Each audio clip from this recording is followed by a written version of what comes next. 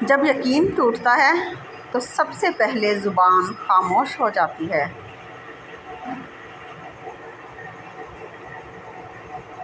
کوئی سفر بھی لا حاصل نہیں ہوتا، منزل نہ بھی ملے تو راستے بہت کچھ سکھا دیتے ہیں۔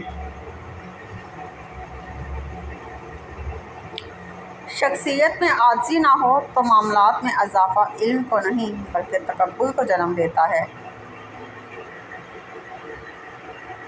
لوگوں کو اس بات سے غرض نہیں کہ آپ خوش ہیں یا نہیں، انہیں فرق اس بات سے پڑتا ہے کہ آپ انہیں خوش رکھتے ہیں یا نہیں۔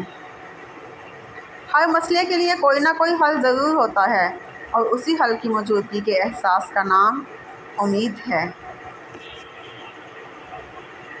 جب اپنوں کے درمیان بیٹھے ہوئے آنکھیں پانی سے بھر جائیں، منہ چھپا کر آنسو صاف کرنے پڑیں اور چہرے پر زبردستی کی مسکراہٹ سجانی پڑے، تب زندگی سے زیادہ بے رحم کچھ نہیں لگتا۔ اگر آپ یہ جاننا چاہتے ہیں کہ آخر خدا کا ٹھکانہ ہے کہاں، تو اس کی تلاش کے لیے صرف ایک ہی جگہ ہے اور وہ ہے مسجد، سجدہ۔ انسان کو خدا نے بہترین سانچے میں ڈھال کر پیدا کیا ہے، جنتی اور جہنمی وہ بعد میں بنتا ہے۔